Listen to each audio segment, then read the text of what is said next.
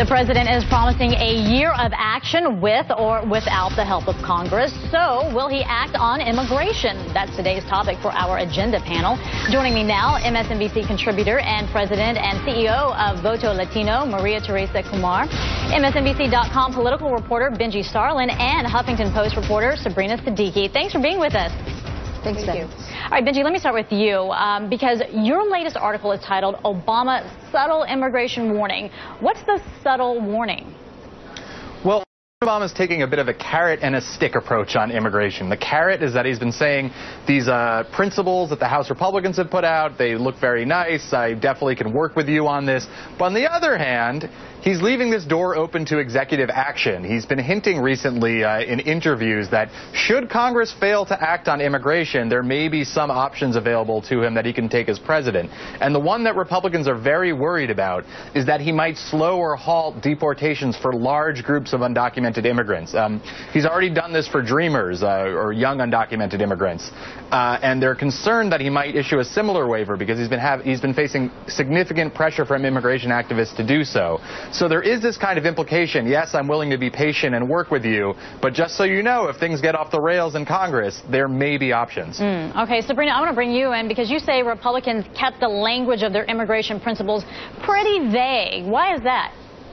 Well, I think that they wanted to give themselves room to kind of work with both sides and negotiate. They don't want to be too specific because you do have that right flank that is opposed to really any immigration reform altogether. So they have to be very cautious about what language they use right now. My sense, at least from the White House, is that they're going to wait and watch. They want to give Republicans space, give them the breathing room to sort out those deep divisions within their own party. And they don't want President Obama to kind of step in and jeopardize the prospects for reform by saying something that might enrage Republicans and cause them to walk away from the process altogether. I would not anticipate that the president will be particularly confrontational in the immediate future. He's not going to, for example, go on a full-scale campaign where Republicans might feel like they're under attack and they're being blamed. I think he does want to give House GOP leadership room to work with their own conference, and then if they fail to act or if they try to delay the issue into next year, that's where you might see the president step back in, escalate public pressure, and possibly weigh some executive action.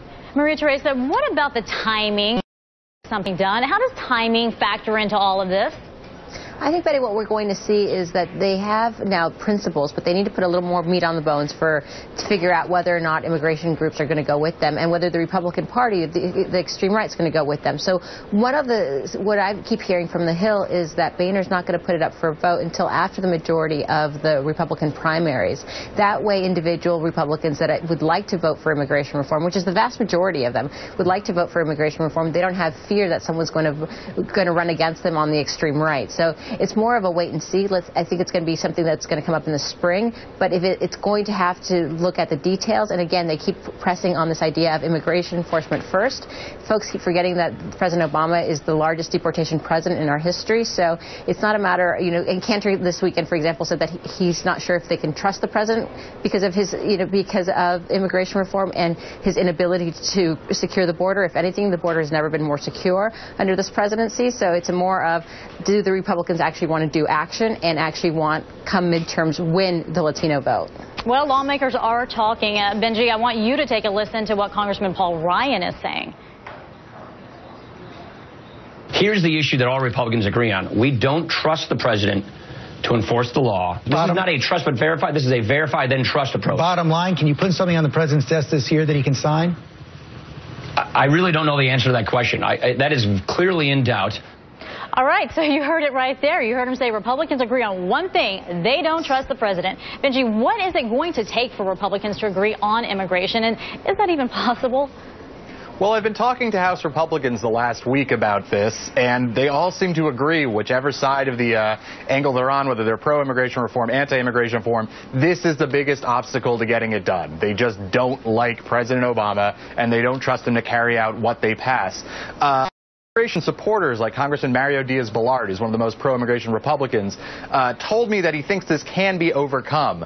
The key is just to put so many constraints in the legislation itself that it's impossible for any president to go around it. But a lot of Democrats are very skeptical about this talk. It's possible they're just trying to angle to get something specific in legislation, or it's possible this is a kind of preemptive excuse for when they don't pass something, to say, well, we agree in theory with immigration reform, but what can you do? We disagree with President Obama on health care. So it's a question of whether this is a good faith argument that can be overcome or more of spin. There is more talk going on because, Sabrina, here's House Majority Leader Eric Cantor. The president has got to demonstrate, frankly, the country and the Congress can trust him in implementing the laws. Look what he's done with Obamacare. He has selectively enforced that law.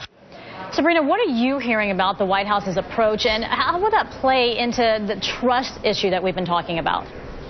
Well, as I said earlier, they're not going to be particularly confrontational. And Jay Carney, in fact, last week, when he was asked about the principles, called them a step in the right direction. He didn't want to prejudge any sort of legislation that doesn't really exist at this point. And you'll remember in the State of the Union address, even though it was about a year of action and the president did hint at using executive authority on the issue of immigration, he was much more conciliatory. He didn't really make any declarations about Republicans or make it too partisan. He only actually mentioned immigration 3 times in a speech that spanned 7,000 words. So I think he's being extremely cautious. He knows that congressional Republicans don't trust him, and it's very likely that that's not going to change. But he wants to get House Republicans in a position where they have a deal they can broker with Democrats, a deal that's workable for Democrats so that at least Nancy Pelosi can deliver the majority of her caucus, and then they can possibly get something back to the Senate. But Maria Teresa, it's not just Republicans trying to find consensus on immigration. I mean, you say we see splintering among immigrant rights advocates, correct? Especially, yes, absolutely. Especially, and you're starting to hear those rumblings. And that the sticking point is whether or not the Republicans provide a pathway to citizenship, at least legal residency. Right now, what you see with their principles is that they want to provide an opportunity for folks to get working permits, but that doesn't mean that that the green card is even on the table. So what you're going to find already is that you have a lot of individuals in the immigrant rights community, specifically the young dreamers, saying, look, what we want is a safe haven for our parents to come out of the shadows, whereas older immigrant groups are saying that's just not enough. And this is a really miscalculation on the Republican Party. If the reason that they're putting immigration reform on the table is because they want the Latino vote, what they have to realize that the reason that the Latino vote has galvanized around the Democrats is not just because of immigration reform, the lack thereof, but it's because of the tone of immigration.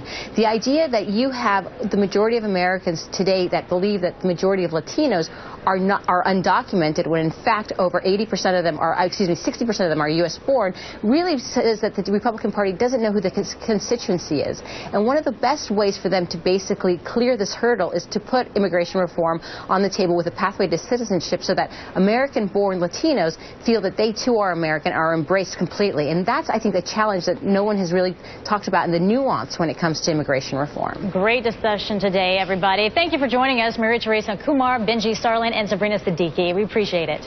Thank you, Betty. Thanks for having us.